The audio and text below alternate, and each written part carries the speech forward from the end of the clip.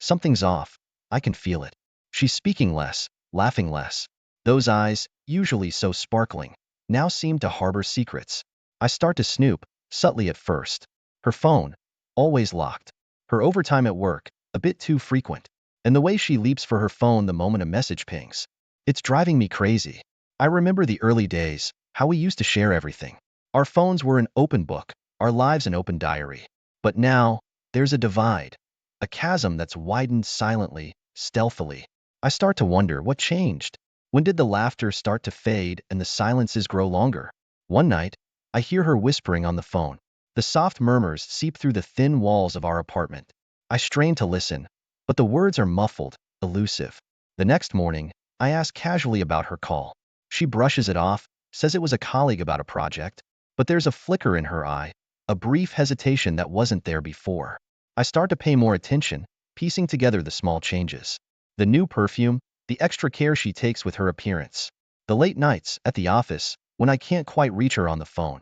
The way she's suddenly protective of her personal space, her things. One evening, as she showers, her phone buzzes incessantly. Driven by a mix of curiosity and a gnawing suspicion, I edge closer. The screen lights up with a message, "Can't wait to see you tomorrow." My heart sinks. The sender's name is unfamiliar, just a set of initials. MD. Who is MD? I start to recall all the little things I've overlooked. The unexplained charges on our credit card statement. The way she's suddenly interested in new hobbies, things we never used to do together. And then there's her new friend, Lisa, whom I've never met but hear so much about. Suddenly, I wonder if Lisa is just a cover. My thoughts are a whirlwind of doubt and confusion. I want to confront her, to demand the truth, but a part of me is scared. Scared of what the truth might be, scared of shattering the fragile piece of our relationship. The following week, I find a receipt in her coat pocket. A hotel receipt, dated for a day she said she was working late. My heart races, my mind reels. Is this proof of her infidelity?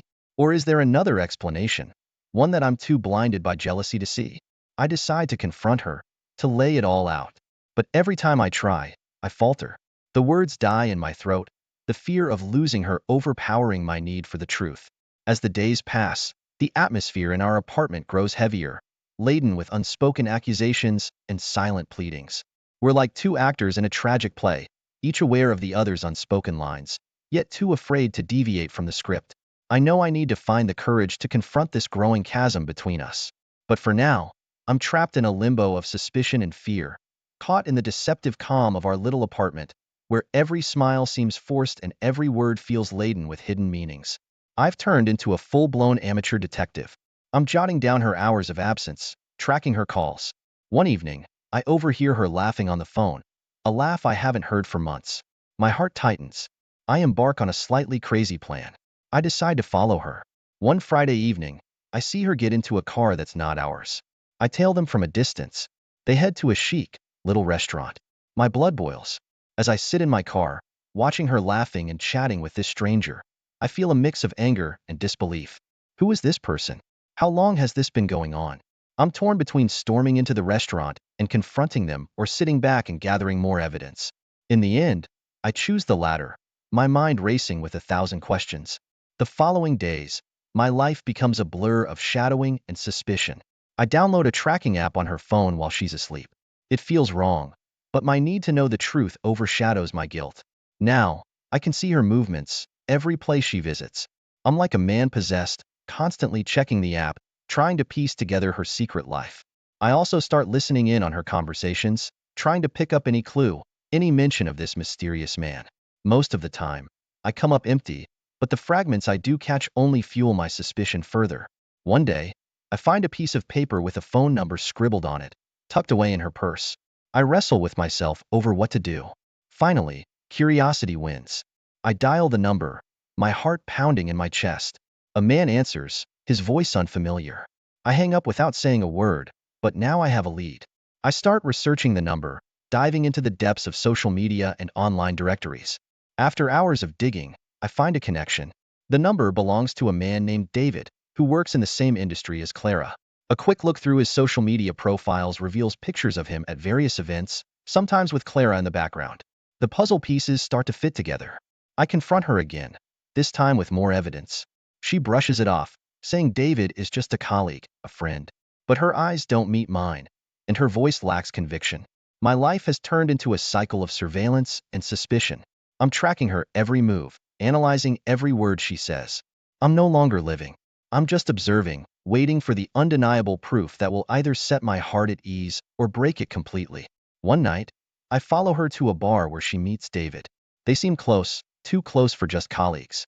I watch from a distance, the pain and jealousy gnawing at my insides. I want to confront them, but I hold back, the fear of what might happen holding me in place. As I drive home that night, a heavy realization hits me. This pursuit, this obsession with knowing the truth, has consumed me. I'm lost in a maze of doubts and fears, and I'm not sure I'll ever find my way out. But I can't stop now. I need to know the truth, no matter how painful it might be. So, I continue my pursuit, a shadow following in the footsteps of a life that once was mine, searching for answers in a story that seems to have already been written without my knowledge. The next day, I confront her. Clara is initially shocked, then breaks down in tears. She confesses everything. An affair with Mark, a colleague. She talks about feeling lonely, neglected. It's like a punch in the gut. But something doesn't add up in her story. I contact Mark, discreetly. He's surprised. He knew nothing about me. He thought Clara was single.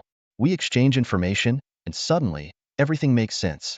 As I sit across from her, my mind races with a mix of emotions. Betrayal, anger, sadness. Her confession hits me hard, but the inconsistencies nag at me. How could she do this? And why lie about her relationship with Mark? She talks about feeling invisible in our relationship, like she was just going through the motions. Listen. A part of me understanding her loneliness, but another part of me boiling with anger. How could our love have faded so much that she sought comfort in someone else's arms? I ask about the details, how it started, when, why. Her answers are vague, filled with excuses and justifications. She talks about Mark being there for her when I wasn't, about finding a connection I couldn't provide. I leave the house, needing space to process everything. As I walk through the streets, a mix of memories and emotions swirl in my head. The happy times we shared, the signs I missed, the lies and half-truths. Later, I call Mark. His reaction is one of shock and confusion. He had no idea she was married. He thought she was separated, going through a rough patch. We talk for a long time, comparing stories, filling in the gaps. The more we talk, the clearer the picture becomes. Clara had created a separate life with Mark, a life where she was a different person. He tells me about their dates, their conversations, their plans. It's like hearing about a stranger, not the woman I married. I confront Clara again, armed with the new information. This time, her facade crumbles completely. She admits to the lies, the deceit. She talks about being trapped in a life she didn't want, feeling lost and alone. The revelations leave me reeling. Our marriage, once a source of happiness, now feels like a sham.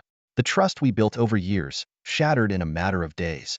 As I try to come to terms with everything, I realize how blind I've been.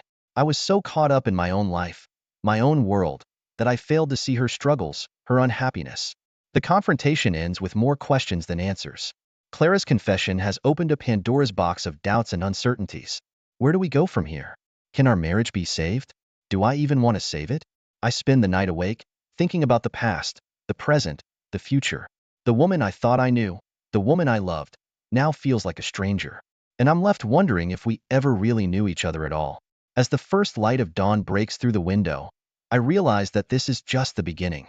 The road to understanding, to healing, is going to be long and difficult. But for now, I'm just trying to make sense of the wreckage, to find a way to move forward in a life that's been turned upside down. It was all a game to her, a double life.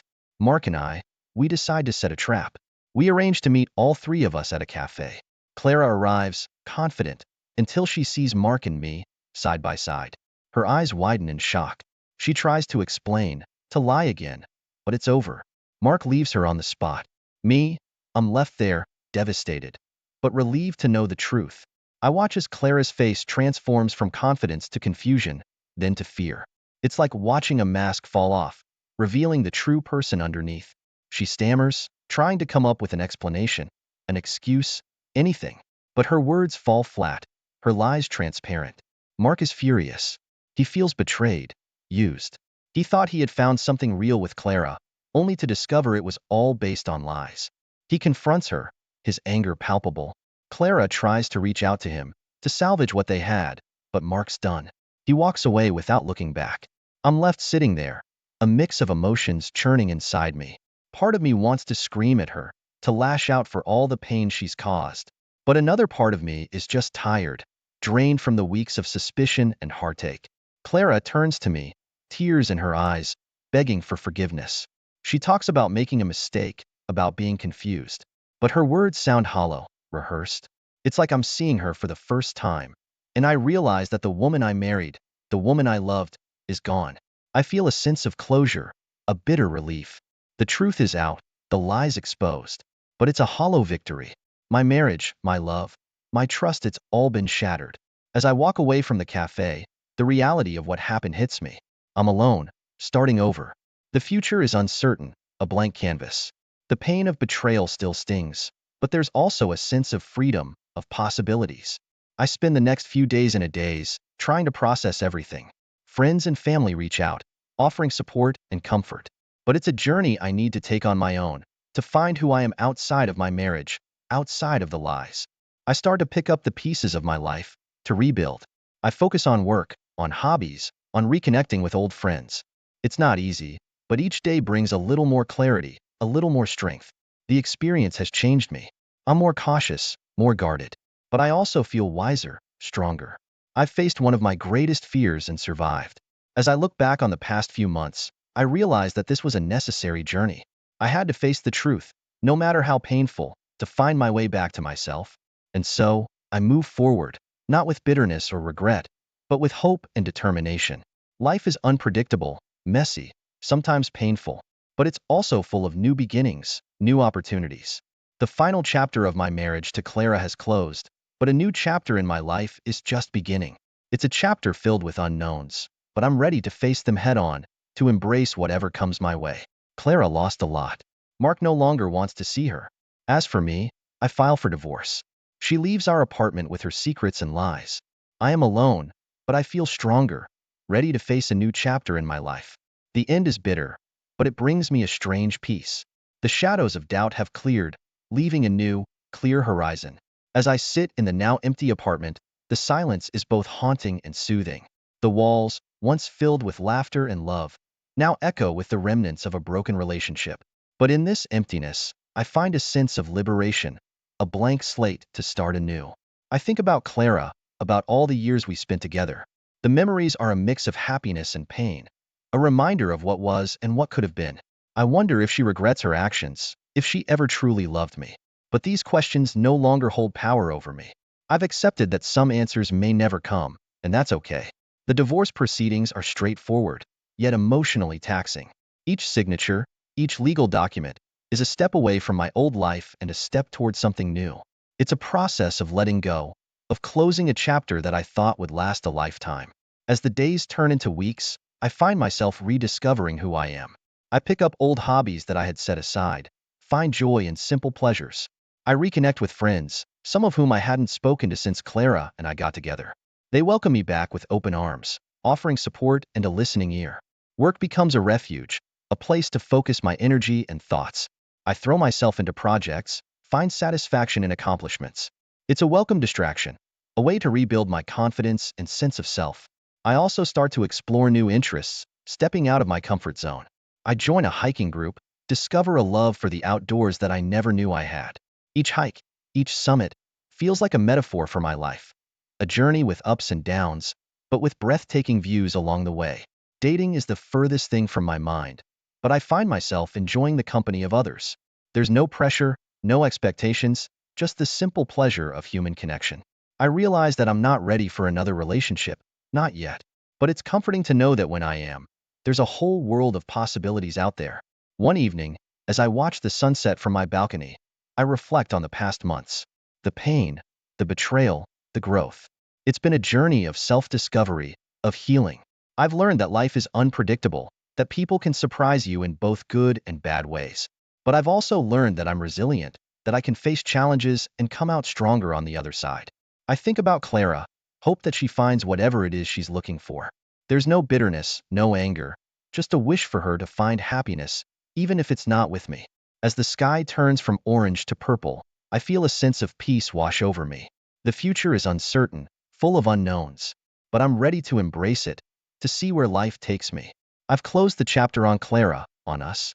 Now, it's time to start writing my own story, one filled with hope, adventure, and after being married for 7 years, my wife's infidelity shattered our once wonderful marriage.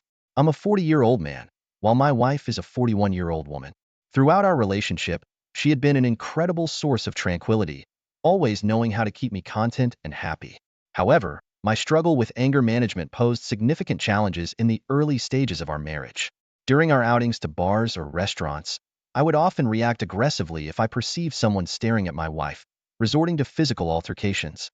Additionally, my possessiveness towards her was noticeable. However, a couple named Zach and Frankie arrived in our neighborhood a few years ago, bringing with them a refreshing sense of friendliness and warmth. As our friendship with Zach and Frankie blossomed, my wife, Taylor, started including them in our social gatherings, be it dinners or parties. In return, they reciprocated the gesture by inviting us to their anniversaries and other significant events. When my birthday came around, Taylor decided to invite a special group of friends, including our new neighbors, Zach and Frankie, to celebrate with me. Their thoughtful gift of a laptop meant a great deal to me, as they were aware that my previous one had recently stopped working. I felt genuinely grateful for their kind gesture. As the evening progressed, most of our guests had departed early, leaving only Zach and Frankie behind. Given their proximity as neighbors, they had the convenience of returning home at midnight. We continued to enjoy ourselves, sipping wine, watching TV, while Frankie and my wife, Taylor, engaged in conversation in the kitchen. It was during this casual setting that Zach complimented my wife's beauty, noticing her elegance as she wore her nightie. After the departure of our other guests, Zach remained unaware of my possessiveness towards my wife.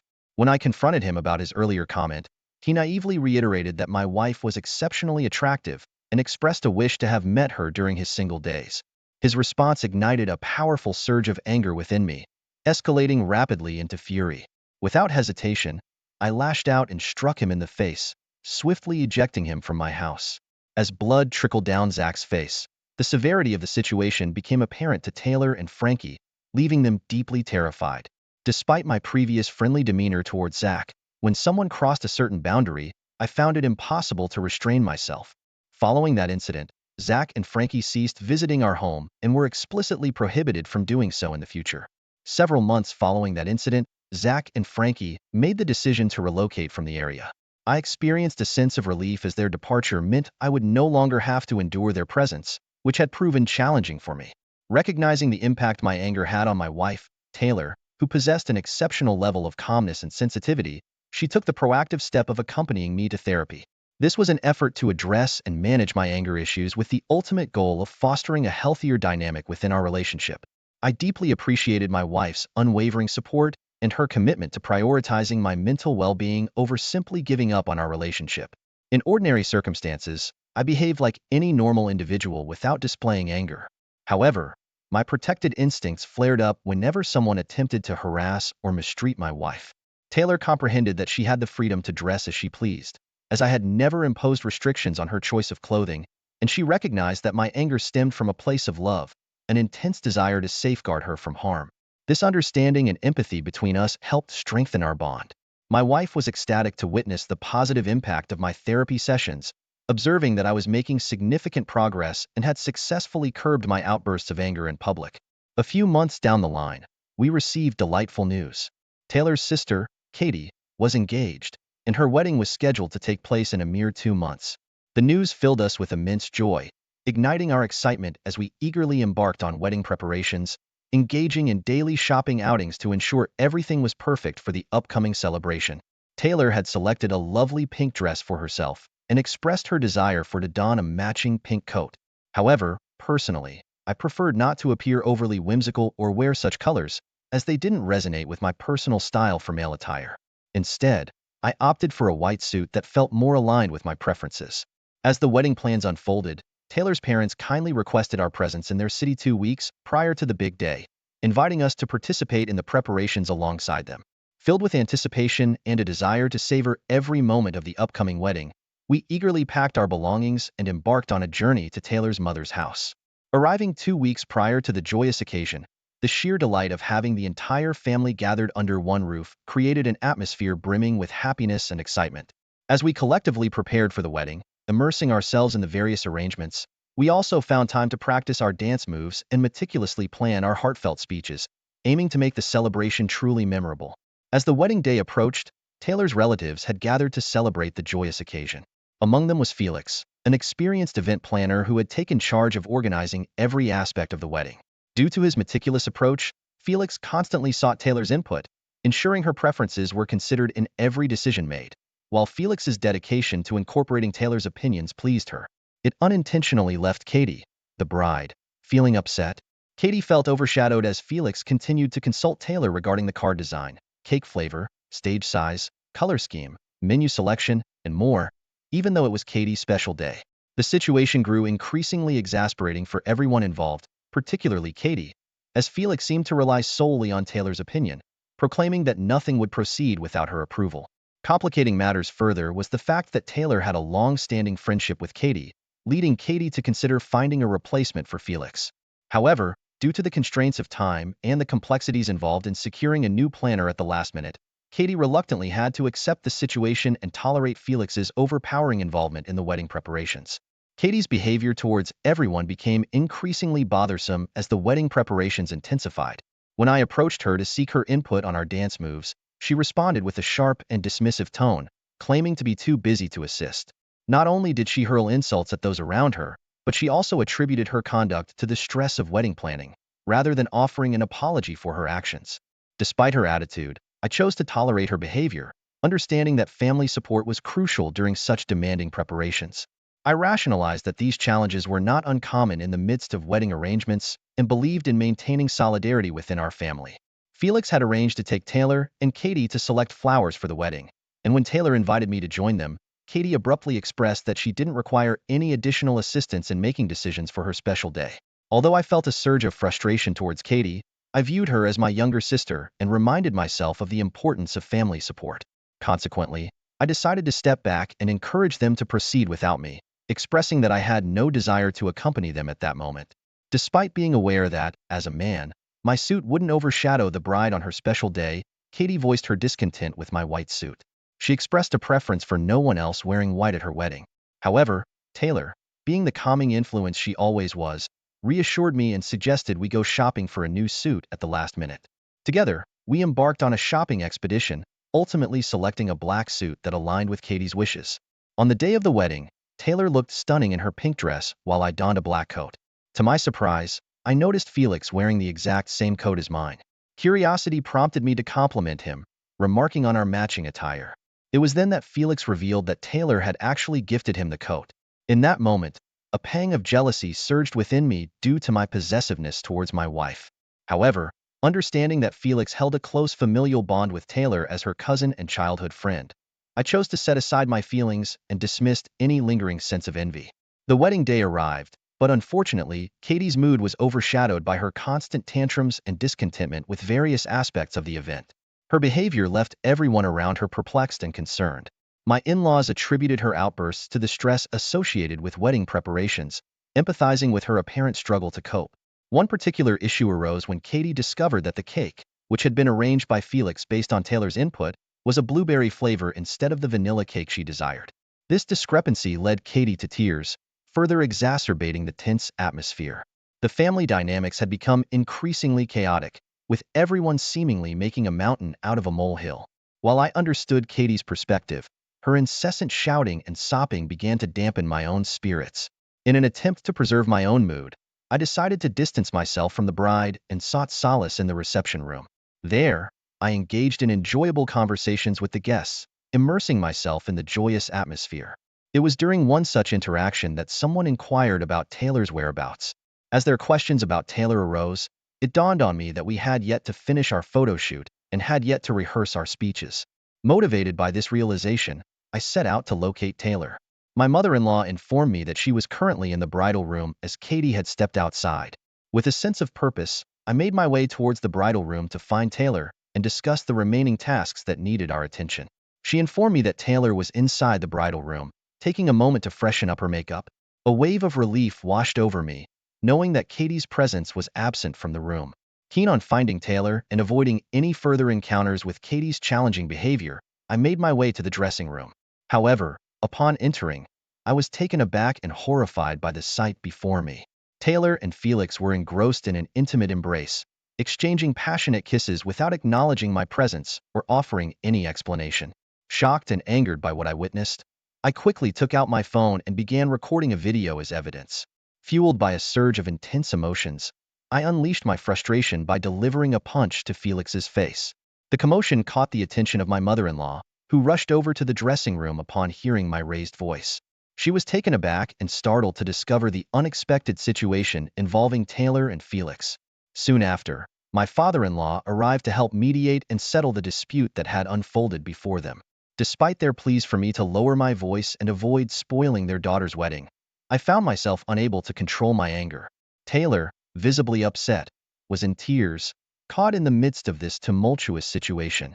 The eyes of all the witnesses were fixated on this distressing scene unfolding before them.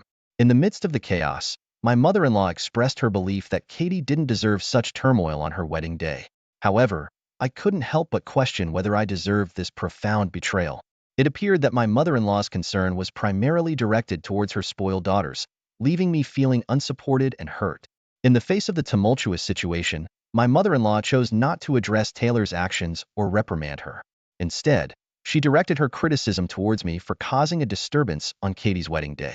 My father-in-law, on the other hand, attempted to diffuse the tension by advising me to calm down, suggesting I drink some water, and assuring me that we could discuss the matter after the event. However, I couldn't help but question what exactly there was left to settle.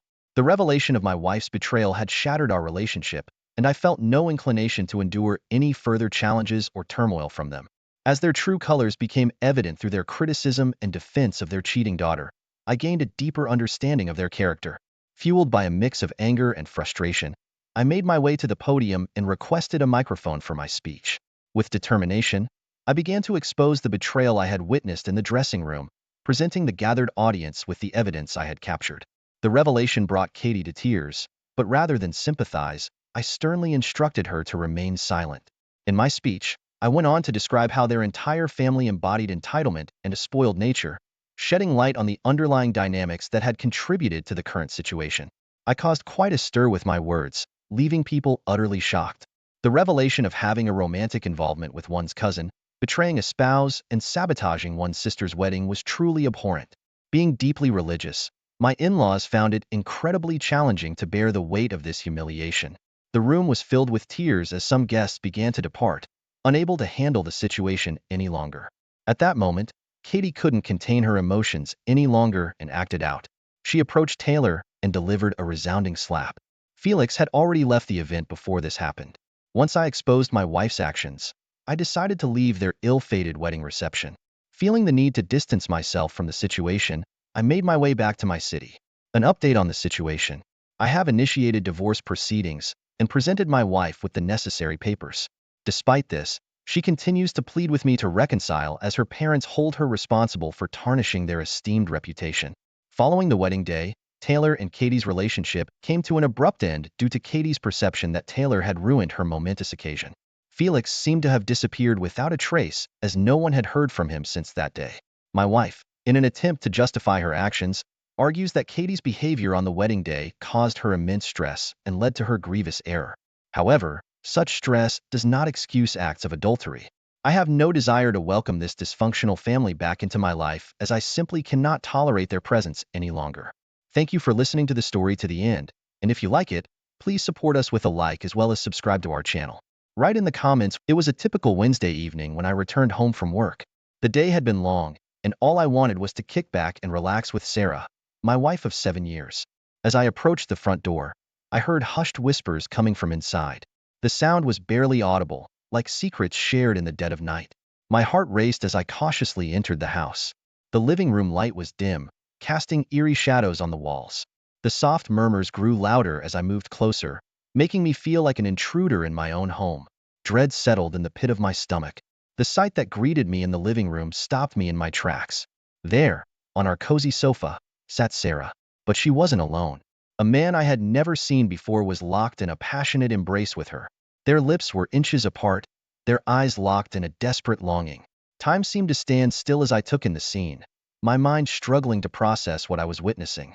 They quickly separated, their faces filled with guilt and shock. Sarah's eyes, usually so warm and familiar, were now brimming with tears. The stranger, disheveled and clearly caught off guard, scrambled to gather his belongings. I couldn't speak. My voice had abandoned me, leaving me mute and helpless. Sarah, her cheeks flushed and her hair disarrayed, finally found her words. She stammered, trying to explain herself, but the words seemed to get lost in the air, leaving only the heavy silence between us. The stranger, in a desperate bid to escape this uncomfortable situation, hurriedly made a hasty exit. I watched as he disappeared through the front door, the sound of his hurried footsteps echoing in my ears. Sarah turned to me, her face a portrait of devastation. She began to sob uncontrollably, her tears staining the very couch on which she had betrayed our trust. Her pleas for forgiveness filled the room, a cacophony of remorse and desperation. I demanded to know who the man was and how long this had been going on. My voice, previously lost, had returned with a vengeance. Anger and confusion surged within me, pushing me to seek answers to the questions that were tearing my world apart. Sarah confessed that it had been happening for several months. Months. The word hung heavy in the air, a reminder of the countless lies and deceit that had festered beneath the surface of our marriage. The weight of those months crushed me, leaving me breathless and bewildered. As the tears streamed down Sarah's face, I couldn't help but wonder if there were others involved. Was this a one-time mistake, or had she been living a secret life, hidden from my view? The uncertainty gnawed at my soul, adding another layer of complexity to an already tangled web of emotions. In that moment, I faced a choice. A choice between forgiveness and vengeance, between rebuilding and tearing it all down. The future of our marriage hung in the balance, and my heart was torn between love and betrayal. My wife, Sarah, was locked in a passionate embrace with a man I had never seen before.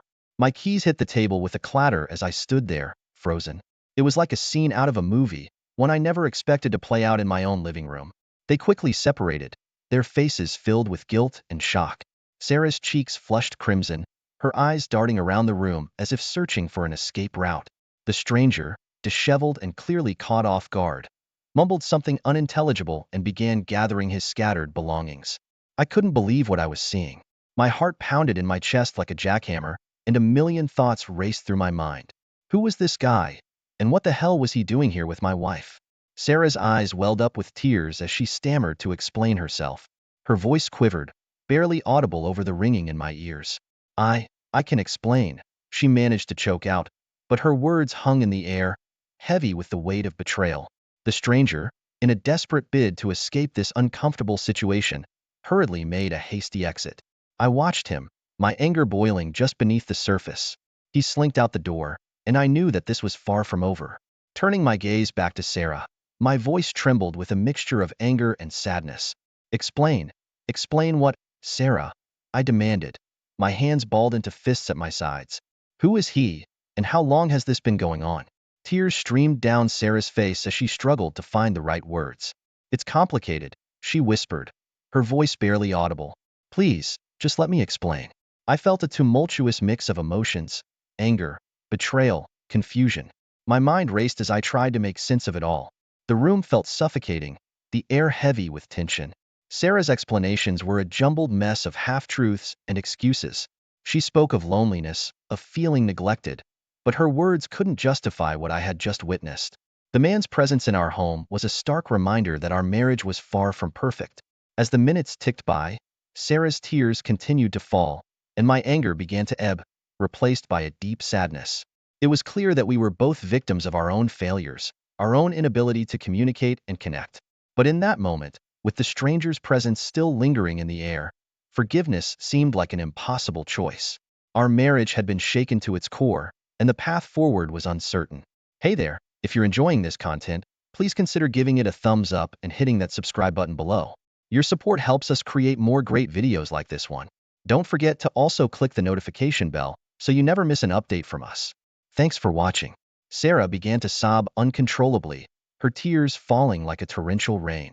I stood there, watching her crumble, unable to ignore the raw pain in her eyes. But I needed answers, and they wouldn't come through her tears alone. I need to know, Sarah, I said, my voice firm. Who is he, and how long has this been going on? Her sobs continued, but she finally managed to speak between gasps for air. His name is David, she admitted, her voice barely above a whisper. And it's been happening for several months. My mind raced with questions about how I could have missed the signs. Sarah and I had been together for 7 years, and I thought I knew her better than anyone else. How had I been so blind to this? How had I failed to see the cracks in our marriage? Anger and betrayal swirled inside me, but beneath it all was a deep sense of hurt. I had trusted Sarah with my heart, and now it felt shattered. I took a step back, needing some distance to process everything. My gaze wandered around the room, landing on the family photos on the wall. There we were, smiling in each one, our love captured in frozen moments. How had it all come to this? Sarah's sobs continued to fill the room, a constant reminder of the pain we were both feeling. I turned back to her, my emotions a jumbled mess. Why, Sarah? I asked, my voice cracking with emotion. Why did you do this? She wiped her tears away with the back of her hand and tried to explain herself. I felt neglected, she began, her words hesitant. I thought you didn't care anymore, and David was there for me when I needed someone. I couldn't deny that our marriage had been strained lately. Work, stress, and the daily grind had taken their toll on us. But I never imagined it would lead to this. As I looked at Sarah, her mascara-streaked cheeks and red, swollen eyes, I realized that we were both victims of our own failures. We had let our relationship drift, and now we were paying the price. The room fell into a heavy silence, the weight of our shattered trust hanging in the air. The road ahead seemed uncertain, filled with anger, pain, and a profound sense of betrayal. I couldn't help but wonder if there were others involved. The thought gnawed at me like a persistent itch. Was David the only one? Or were there more secrets hidden in the shadows of our marriage? The uncertainty clawed at my insides, making it hard to breathe. Sarah's pleas for another chance tugged at my heartstrings.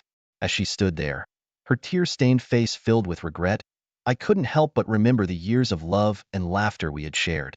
Our journey together had been filled with ups and downs, but I never thought it would come to this. I promise, I'll do anything to make it right, she whispered, her voice fragile, like a delicate glass about to shatter. I decided to ask her to leave for the night so I could think. It wasn't a decision I took lightly, but I needed space to clear my head, away from the suffocating atmosphere of our home. Sarah agreed, her eyes filled with resignation and a glimmer of hope. As the door closed behind her, I found myself alone in our once happy home. The silence was deafening, broken only by the faint echoes of her pleas for forgiveness. I couldn't escape the weight of the situation, no matter where I turned. I stayed up all night, wrestling with my emotions and doubts. Sleep eluded me as I replayed the scenes from earlier in the evening over and over in my mind. The anger, the betrayal, the heartache, they all swirled together in a maelstrom of confusion. The hours passed like an eternity, and as the first rays of dawn crept through the curtains, I felt a deep exhaustion wash over me. The decision I faced was one of the most significant in my life, and I couldn't make it lightly. With the new day came a sense of clarity. I knew I couldn't let anger and betrayal define the rest of my life. I needed to confront Sarah, to have an honest conversation about the state of our marriage and whether it could ever be rebuilt. The hours had ticked by, but the dawn brought with it the glimmer of a new beginning, a chance to make sense of the tangled mess our lives had become.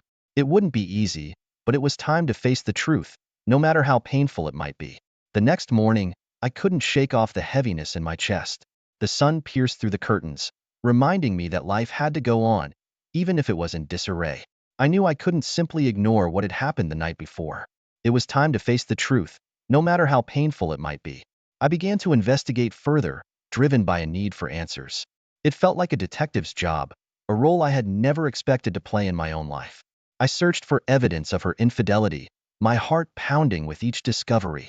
Text messages and emails became my trail of breadcrumbs, leading me deeper into a world I never knew existed. The messages were hidden in plain sight, but their contents were a damning revelation. David's name appeared repeatedly, their words filled with a longing that cut me to the core. Each piece of evidence painted a more painful picture of her deception. The truth was uglier than I could have imagined, and the pit in my stomach deepened with every scroll of my phone's screen. I couldn't fathom how long this betrayal had been going on, but the evidence pointed to a history I had been oblivious to. Finally armed with undeniable proof, I couldn't avoid the confrontation any longer. I found Sarah sitting at the kitchen table, her eyes red and puffy from crying. She looked up as I approached, her face a mask of guilt and fear.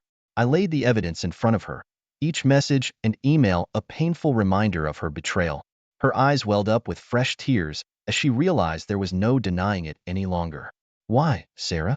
I asked, my voice shaking with a mix of anger and sorrow. How could you do this to us? She didn't have an answer, at least not one that could erase the pain she had caused. Her silence spoke volumes, and the weight of our shattered trust hung heavy in the air. As the tears streamed down her face, I knew that this confrontation was just the beginning of a long and painful journey. Our marriage had been irrevocably changed, and the road ahead was uncertain and fraught with challenges. But one thing was clear: I couldn't turn a blind eye to the truth any longer. Sarah swore that it was a mistake and that she wanted to make amends. Her voice trembled as she pleaded for forgiveness, her eyes locked onto mine as if trying to find a lifeline in my gaze. It was hard to ignore the turmoil in her, the regret for the choices that had brought us to this point. I messed up, big time, she admitted, her words heavy with guilt. But I love you, and I want to fix this, whatever it takes. I sat across from her, torn between the love I had for the woman who had been my partner for 7 years and the betrayal I couldn't shake off. The idea of rebuilding our marriage felt like an impossible mountain to climb, but there was still a glimmer of hope buried beneath the wreckage. Friends and family started to learn about our marital crisis. It was hard to keep such a deeply personal matter hidden. News of our troubles spread like wildfire, and soon, our closest confidants were offering their opinions and advice. Some urged me to give her a second chance, emphasizing the years we had invested in our relationship. They believed in forgiveness and the idea that love could conquer all, even the darkest of secrets. Others questioned if I had played a role in her actions. Doubts began to creep in, and I couldn't help but wonder if I had neglected our marriage without realizing it. Had I been too focused on work and other responsibilities? It was a painful self-examination, one that made me question my own shortcomings. The voices of those around me, well-intentioned as they were, only added to the confusion swirling inside my head. I felt like a ship adrift in a storm, and the decision I faced weighed heavily on my shoulders. Sarah's promises to change and make amends tugged at my heartstrings. It was impossible to forget the love we had shared, the memories we had built together. But the wounds were deep, and the scars would be a permanent reminder of the pain we had endured. As the days passed, I grappled with the choice before me, knowing that whatever decision I made would shape the rest of our lives. Our marriage hung in the balance, teetering on the edge of redemption or dissolution. And no matter which path I chose, there would be no going back to the way things were before. I felt torn between my love for Sarah and the betrayal I had endured. It was a battle raging within me, love clashing with the hurt and anger that had taken root. I wanted to believe that our love could conquer all, but the scars ran deep, and I couldn't ignore the pain that had been inflicted. Sarah suggested we attend couples therapy to work through our issues. It was a step she hoped would bridge the chasm that had opened between us. I could see the desperation in her eyes, the fear of losing the life we had built together. I agreed to give therapy a chance, hoping it would save our marriage. The first session was like stepping into the unknown. Our problems laid bare for a stranger to dissect. The therapist's office was a safe haven, a place where we could lay our truths on the table without fear of judgment. The therapist delved into the deep-seated issues in our relationship. With each session, we peeled back the layers of our history, exposing the wounds we had both inflicted and endured. It was uncomfortable, like cleaning out an old, neglected wound, but it was necessary for healing. As the weeks passed, I struggled with trust and insecurity. The therapist's questions often felt like a magnifying glass, highlighting the doubts and fears that had festered within me. Sarah's attempts to rebuild our trust were met with resistance, and I couldn't help but wonder if the damage was irreversible. The ultimate decision of whether to forgive and rebuild or end the marriage weighed heavily on my mind. Therapy had brought us closer in some ways, but it had also unearthed uncomfortable truths. The love I felt for Sarah still existed, but it was tainted by the knowledge of her betrayal. In the end, the therapist's office became a battleground of emotions. Forgiveness seemed like an elusive goal, and the scars of betrayal ran deep. The decision loomed over us, a storm on the horizon, and I couldn't help but wonder if our love could weather the tempest or if it would be swept away by the winds of change. In the end, it all came down to one pivotal moment, a moment of reckoning that would define the course of our future. The weight of the therapist's words hung in the air as we sat in the small, dimly lit office. Forgiveness, the therapist said, is a choice. It's not about forgetting or condoning the past, but deciding if the love and the history you share are worth the effort to rebuild. I exchanged a glance with Sarah, both of us acutely aware that this was the crossroads we had been hurtling toward. The therapist's words echoed in our minds as we considered the path ahead. The weeks of therapy had been a roller coaster of emotions, forcing us to confront our deepest insecurities and wounds. We had unearthed the root causes of our issues, but the scars of betrayal still lingered. Trust, once shattered, was like a fragile vase glued back together. It might hold, but the cracks would always be visible. Sarah's remorse had been palpable, her efforts to make amends sincere. The love we had shared for so long hadn't vanished, but it had been shaken to its core. The decision weighed on me like a boulder, and it was time to either lift it together or let it crush what remained of our marriage. "I want to try," Sarah said, her voice unwavering as she looked into my eyes. "I want to rebuild what we had, even if it takes a lifetime." The sincerity in her words cut through the doubts that had clouded my judgment. Maybe, just maybe, we could emerge from this crucible stronger than before. I nodded, my own resolve firming. "I want to try too," I admitted, my voice laced with vulnerability. "But know that it won't be easy, and it won't happen overnight." The therapist offered a reassuring smile, a beacon of hope in the storm. "It's a journey, not a destination," she said. "But with commitment, effort, and time, love can overcome even the most daunting of obstacles." As we left the therapist's office that day, we held each other's hands, our fingers interlocked with a promise of a fresh start. The future remained uncertain, and the scars would always remind us of the pain we had endured, but love had the power to heal, to rebuild, and to mend what had been broken. Our journey had just begun, and as we faced the horizon, we did so with hope and determination. The ultimate decision had been made: forgiveness and a second chance, but only time would reveal if our love could indeed weather the tempest and emerge. Hey folks, welcome back to the channel. In today's story, Opie found out his wife cheated on him after he caught his wife trying to sneak her affair partner into their house. He then confronted the affair partner, and things escalated quickly. Little does the wife know that he has been recording and writing down everything she has been doing with her affair partner to set himself up for nice revenge when they go to court. Let's get into the story. She cheated. I'm figuring it out, and it hurts. Hello everyone, I, 34 male, found my wife, 33 female, in our bed with another man. A little background. For the sake of my sanity, I will refer to my wife as Ellie. My best friend's name is Omar, not real names. Ellie and I met in college and hit it off right away. When we started dating, I was not really assertive. You could accurately say that it was her showing interest and desire in me that made me really begin to value myself and work past a ton of insecurities I used to deal with. I was just a hardworking, nerdy, smart dude, but had never had any real luck with women. To me, it was almost incredible that someone as smart and beautiful as her would show as much interest in me as I showed in her. We both have always been driven, which led us separately building small businesses of our own by the time we graduated college. We moved in together after graduation and a year later, married. We had, what I considered, a very strong marriage. We had weathered family tragedies, professional challenges, small and large disagreements, and always managed to work through everything, and I felt it always made us stronger. Ellie has always had a huge social circle that included a fair number of men, but I never thought too much about it, as she never did anything that raised flags, since all social outings seemed to always be as a large mixed group, and I came to trust her closest friends. As our 10-year anniversary was coming up, I decided to bring up the topic of starting a family. Early on in the relationship, we had together decided to compromise on the size of our family. I wanted kids, she wanted none or at most one. So we agreed on having one. Now, 10 years into our marriage, secure economically, and thinking how healthy I thought our relationship was, I brought the topic up. I can't help but think me doing this may have started this whole chain of events. A little over 3 months ago, she tells me she is going out with her friends to have some fun.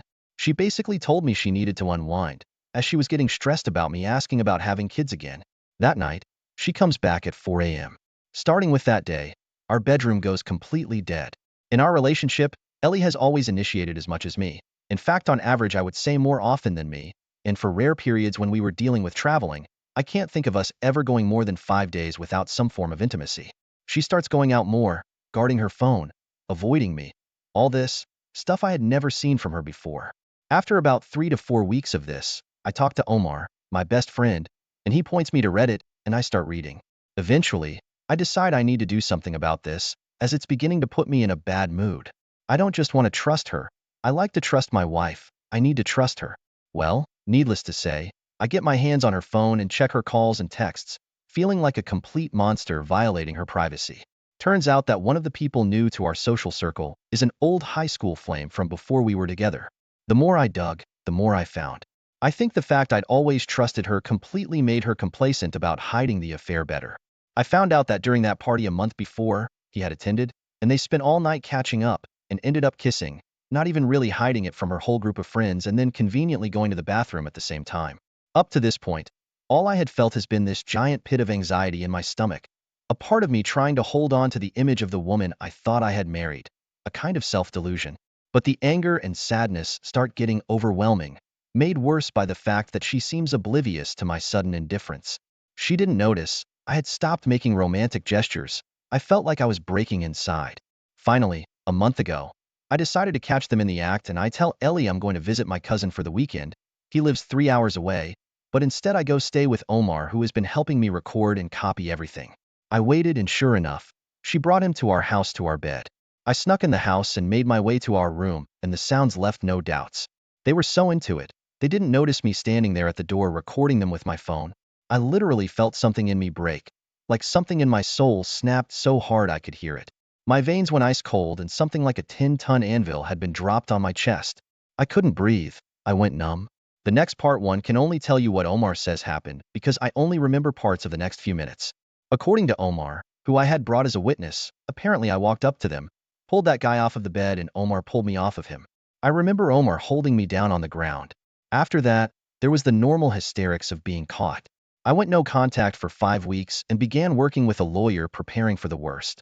Omar served as her contact point during that time since I simply didn't want to talk to her. I only contacted my family and told them that we were having problems. After the 5 weeks of no contact, we met and talked. She was remorseful, told me it wasn't my fault, that it was all her doing, her responsibility and her decisions. We decided to go to marriage counseling and at least explore if there is anything salvageable. Sitting here, I can't believe that even after that, I still love her. I'm disgusted with myself that I have thought about her well-being, about her happiness. I especially hate that now I have to question our entire relationship. Was it just now that she got brazen about cheating, or has it happened before and I didn't bother looking far enough, or was too stupidly trusting to see it at all? It's now been almost a month since deciding to try marriage counseling, and my questions to those who have already gone through this are the following. 1. Is it possible to reconcile without feeling that you lose some self-respect? 2. How long does the anger to sadness to numbness, rinse and repeat cycle last? I'm getting exhausted at the constant emotional roller coaster. 3. I find myself really loathing the whole idea of having to essentially be on the constant lookout. Is that a sign of me wanting out, or just me being exhausted because I honestly can't tell? I'll take any advice, honestly. I love her. I've been head over heels for her since we met back in college. I want to work it out. Is it actually possible? And if it is, will it ever resemble what it used to be even remotely? TLDR, wife cheated, trying to reconcile but have a lot of fears and questions. After reading everyone's replies and the messages, I took the weekend to let it all sink in and harden my resolve. I came to the conclusion that I was never going to be able to live with myself if I stayed with her. Staying and working on it would mean having to sacrifice a significant portion of my self-respect. I also realized that I want no part of a relationship that would require me to be in a state of constant vigilance for signs of betrayal. So I decided to push the proverbial red button and nuke it all. Here's how it all went down. Monday, I woke up early to an unexpected surprise. When I opened my eyes, my Johnson was greeting me at full attention. Guys, I can't stress how surprising that was to me, considering that since finding out about Ellie's affair, I had not had morning wood. It was like my body was saying, hell yeah, we are going to get this done today and be done. Ready for something new? I actually laughed so hard at seeing it that Omar and his wife came to check in on me thinking I was having some sort of mental breakdown. I got up, got ready, and called Ellie's dad and told him we needed to talk. I met with him about an hour before our marriage counseling. The whole drive there I was surprised at how calm I was about it. I could still feel an ocean of emotion somewhere deep down, but on the surface, I was not feeling anything. We met up at a little mom and pop breakfast place near his house and we sat down. Ellie's dad is a good man, lighthearted and funny, but more importantly, he is level-headed. I thanked him for how he and his wife had treated me all these years and told him I was sorry to have this talk with him. He listened patiently, but as I started telling him why I was going to be divorcing his daughter, he lowered his head. I could tell he was ashamed and angry, not at me, but at Ellie. He told me he understood, and I asked him to not tell Ellie as I was going to be telling her within the hour. He agreed. We shook hands, and then he told me to take care. I hated having to shatter his image of her. I debated with myself if I should have asked him to care for her, but I shouted down that instinct because he is her dad. Of course he will care for her, but also it is no longer my business to care for her. She is a big girl. Next, I went to our scheduled marriage and counseling session. I had been rehearsing all day Sunday what I would say to her and how I would say it. I wanted to essentially emotion prove my actions and words for the next few hours. I sat there in the parking lot for 10 minutes and just prayed. I hadn't felt like I wanted to or could since all this started. When we sat down for marriage counseling, Ellie was wearing one of the dresses I loved her in, and for a split second, I forgot everything. But then the visceral disgust and anger I felt pushed the attraction completely out. I let the counselor get things going like our previous sessions, and after about 10 minutes of her and Ellie talking, I interrupted. This is how it went. Excuse me, I have a few things I need to say to Ellie, and that I wanted to be able to say here with a neutral third party. If at any point I am interrupted, I will simply leave, and that's that. Ellie, I have come to realize I do not need to know if this was the only time you cheated. It doesn't matter. I do not need to know how long it went for. It doesn't matter. I do not need to know how many times you cheated. It doesn't matter. I do not need to know why. Even if there was a good reason, a perfectly why, it also would not matter. The only thing that matters is that you did. I know now the only facts that matter. You were never going to have children with me. At this, Ellie opens her mouth to interject, and I started walking to the door, so she immediately backed off. You were going to string me along for however it would take. You were going to cheat on me sooner or later. This is when the waterworks started to open up for her. You do not respect me or love me. The counselor begins to look like she is about to interject, and I respond by taking another step toward the door, which ends that. My lawyer is filing for divorce as we sit here, and as of about an hour ago, your father knows the entire truth of what has been going on. Do not contact me. From here on out, the only person we will communicate through are lawyers. These are the last words we will ever exchange. Goodbye. I walked the last few steps to the door and walked out. As soon as I closed the door, I heard a wail, the likes of which would haunt people's dreams. She scrambled out of the office pursuing me and tried to stop me, telling me how sorry she is and how we can start a family and to give her a second chance, and she cried hysterically throughout. I pushed past her and got in my car and left. At this point, that ocean of emotions that had been quietly hiding underneath it all started roiling, and I was barely holding it in. I drove to my parents' house and sent the text message I had planned to Ellie's best friend's husband. When I got home, my old man was at the store, but Mom could tell I wasn't well. She has always been able to read me like a book. I told her I needed to tell her and Dad something important, and we sat down and waited. At this point, I have to thank Responsible Mode 114 for messaging me, which added, and he totally calmed me down. About 30 minutes later, Dad arrived. I poured it all out. The more I talked, the more I felt that ocean of emotions emptying and all that pain pouring out of me. When I finished talking to my dad, he just held me as I cried into his shirt for a solid 20 minutes. When it all ended, I felt spent and oddly at peace. I have arranged for Omar to receive a Harley he has been eyeing for a while. He has been more than a friend to me, and I'm going to try my best to be as good a friend to him as he has been to me. I can't wait to see his face. I think this is the last time I will post, as it should be the end of this story. I just want to thank you all. Would have never thought that I would find sound and sane advice from strangers on the internet. I know that it will be a long road ahead, that I will still need individual counseling to deal with the aftershocks of this debacle and rebuild my ability to trust. I have to hope that little by little, all this pain and sadness and anger will go away. Like Roto-Rooter for my soul if I do the work.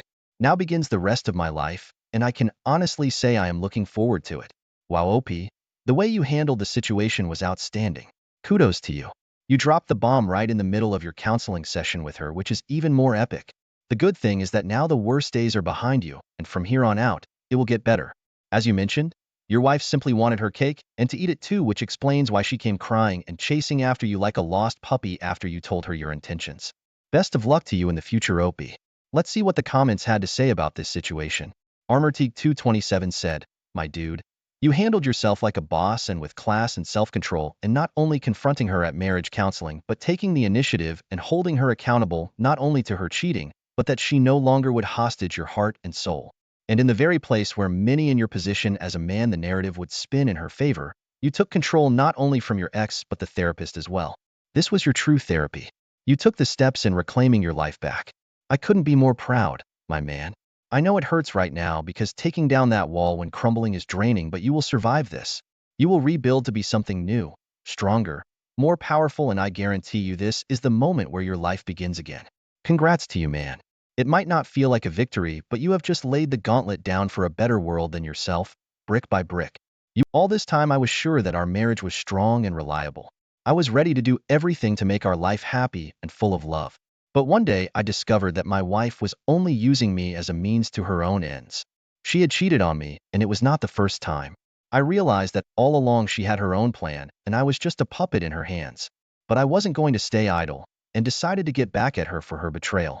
Matvey and Alina had known each other since high school. The boy had been in love with the first beauty of their school for many years, and once even worked up the courage to ask her out. But she sharply rejected him. She preferred to go out with a cocky high school student named Pasha. He seemed mature and very cool to her. Matvey sometimes heard other girls whispering behind his back, discussing his unrequited love. And Alina herself was with Pavel right up until graduation. After graduation, Matvey studied at university working in parallel, and after graduation began to rise by leaps and bounds on the career ladder. He managed to get a job at an international company. He began to earn a lot of money. He bought himself a spacious apartment and a nice car and helped his parents. He also liked to travel. The impressions of travel greatly energized him. One day, he was invited to another meeting of classmates. Matvey decided to go there for a change. It was there that his meeting with Alina took place many years later. When she saw Matvey, she could not even believe her eyes. The man, though clothed, was restrained, but she roughly understood the cost of all these things on him. They were talking. Alina questioned her former suitor with great interest about what he was living now. And by the minute she was getting more and more into some kind of relationship with him. They exchanged phone numbers, and the next day Alina was the first to call.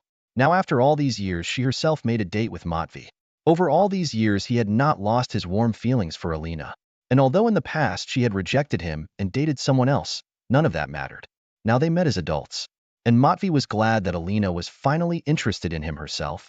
Their relationship began very quickly. Alina knew what she wanted from this life. So the slow development of the novel did not interest her. Their wedding took place just 6 months later. Although Matvey's parents tried to tell him it was too soon, and it was still necessary to get to know each other better, they began to travel together. Matvey showed his wife various countries in their local colors. Alina watched everything with her mouth open and was as excited as a child. When they returned to their city, the woman began to take more and more of her work from Hula, explaining that she was not feeling well. At the same time, she often began to complain to her husband that she was very tired of working. Her bosses didn't appreciate her, and she felt that she was wasting her time there. These were no longer subtle hints, but real manipulations. And Matvey fell for it. He still could not rejoice that the love of his youth, now his lawful spouse. Of course, after all this talk, he himself suggested that she quit her job and rest at home. He would take care of everything. Alina's dream finally came true. She lives in her husband's luxurious apartment. He allows her not to work and does not deny her anything. They live like this for a few more years. And then her husband's business trip, which lasted several weeks, happened. He and his wife would call each other late at night, but sometimes she would miss a call, claiming that she was very tired from the day. When Matvey returned, it was as if the atmosphere in his home had changed. His wife did not welcome him with the same joy as usual. She acted rather reserved and even a little aloof, which really hurt the man. He thought she had something going on or was just in a bad mood, so he didn't emphasize it. Intuitively, he sensed that something was wrong, but he didn't give it much thought. During the next month that he was in town, his wife's being just as slightly different. She started spending more and more time with her girlfriends, sometimes returning home and even later than her husband. When Matvey asked her what she was doing all that time away from home, she said that her best friend was also out of work now, and they went to salons and sports centers together or just went for a walk. One day, Matvey was supposed to have a business meeting at a restaurant in the center of town. On that day, things did not go well from the very morning. First, he left important documents at home, and on his way back to pick them up, he was late for work. Then some minor mishaps at the office threw him off balance. And now he was stuck in a traffic jam not far from that very restaurant. As he sat in his car, irritably texting his colleague that he might be late because of the traffic situation, his attention was caught by two silhouettes gliding outside the window. Matvey looked up and saw a couple. His wife was walking with some man and was hanging out with him interestedly. The husband's previously unknown feeling of jealousy pricked him. He could see for sure that it was his wife, and how she was enjoying herself in the company of another man. Interesting choice of girlfriends she has, of course, he thought irritatedly. The traffic was moving very slowly, and Matvey decided to follow where the two men were going. They were going straight to the restaurant where Matvey himself was headed. After about 10 minutes, all the cars parted, and the man was able to turn around and park beside the place. He went in very carefully, looking around to see where his wife was sitting, but at the same time not to get caught. He was lucky. The table at which his meeting was taking place was at a decent distance from the table where Alina was sitting with her companion. While this colleague was talking to his partners, Matvey was watching his wife without blinking. At last he could make out who she was with. The face seemed painfully familiar, but the man had to strain his memory hard to figure out who it was. With horror to himself, he recognized in her companion, Paul, the same one Alina had dated back in high school. With each passing minute, his faith in the best was evaporating faster and faster. Alina openly flirted with Pasha, and at one point he began stroking her thigh. Matvey desperately wanted to take out the anger that was boiling inside of him on these two, but he was held hostage to the situation. The meeting was very important. He could not lose face. As a result, the man thought, since these two were acting this way, their relationship had not lasted the first day. Yes, he was hurt because of this infidelity. He was ready to tear up and throw up, but he understood that these emotions would not make things better. He could deal with the unfaithful spouse later, but now he had better things to do. He concentrated on the negotiations and held them to the highest standard. Alina and her lover left before he did. It was obvious they were in a hurry to finally get some privacy. Afterwards, Matvey drove home. He threw all of Alina's belongings into bags and took them to the nearest garbage can. When the traitor returned home, she was extremely surprised. The door was locked from the inside with a latch. Then her husband opened it. He said that now she no longer lived here, and if she had time, she could still fight the local bums at the dump for her clothes. The woman first thought her husband was joking, but when the door slammed in her face, she realized that he had found out. The couple divorced. Matvey was even glad that his mother had insisted on a prenuptial agreement before the wedding. It turned out to be very convenient. Alina never once apologized to Matvey for her betrayal. Nothing bad happened for her. She simply acted out of self-interest. For a long time after school, she was constantly on and off with Pavel because he could not provide her with everything. But when she found out that Pavel's financial situation had improved, she was the first to make contact. In fact, he was the only one she really loved. But his plight a few years ago prevented her from staying with him. She met Matthew and realized that he could give her the life she wanted. Now she began to live with Pavel again. Matvey understood that Alina would forever be the one who would be constantly on the lookout for a better place. She would change her partners an endless number of times without sticking with anyone for long. Instead of building a future with her husband, helping him and reaching for the heights together, she has chosen to live a parasitic lifestyle. But life is complicated, and staying on the crest of success all the time won't work. Black bars happen to everyone. So the claim that Paul was lucky to stay with such a woman together was highly questionable. She would stay with him, but only until his first bad luck. Second story. I might never have known the truth about my wife. But when my friend suddenly showed up with the words, "I need to tell you something about your wife," I felt something was wrong. I couldn't even think what he was going to say. But what followed was so amazing that I didn't know what to do next. It turned out that my wife had been cheating on me for months, and my friend had known about it all along. He told me everything he knew, and I decided to take justice into my own hands. I got my revenge on her for cheating. In this video, I will tell you the whole story, and you will learn how I found out the truth about my wife, and how I decided to get revenge on her. Ruslan and Sophia had been married for 6 years. Sonia was a manicurist, and Ruslan worked for a small company as a landscape designer. A couple of years ago, they took an apartment on a mortgage, and were gradually fixing it up. The couple had been trying for over a year to have a child. Both were ready to take on the role of parents, but nothing worked. Even though they had already had some tests done, and everything was normal, they did not want to take any drastic steps. So they just kept hoping that someday they would finally get lucky. Ruslan had a good friend whose name was Andrew. The man, unlike his companion, was lonely and lived alone. He did not have much luck in relationships. At some point, he had already accepted this state of affairs, and stopped busting his neck to get acquainted with anyone. He was comfortable enough as it was. They had met in high school and had been in touch ever since. As adults, they didn't see each other that often. But when they did meet, it was as if they hadn't been together all that time. One afternoon, Andrew was going about his business, and decided to walk through the park. His head was occupied with the repairs he was making, so he hardly paid any attention to those who passed him by. Suddenly, he stumbled over some rock in the middle of the path, and it snapped him out of his heap of thoughts. He glanced around to see if anyone had noticed his fall, when suddenly, he spotted a familiar silhouette ahead. He stepped a little closer and recognized her. It was Sophia, his friend's wife. She was walking in the company of a man. Sonia, hello? Shouted Andrew, walking a little closer. The woman turned around. Andrew, hello? I didn't expect to see you here. The man had already held out his hand to her companion to say hello. André Kostia. At that moment, the woman tensed a little. She bit her lip and then said with a laugh, "This is my brother. He came to town for the day, here to give us a tour. We're really in a bit of a hurry, sorry." Andrew replied that it was no big deal. He asked him to say hello to Ruslan, and then they said goodbye. He stared intently at Constantine's face. Something tensed him in the whole situation. It was either Sanja's reaction or her hurry. For a second, he even thought there was far from a kinship between these two. But the telephone call from a client distracted him, pushing the man's doubts away. In the flow of events and working moments, Andrew had completely forgotten about the situation in the park.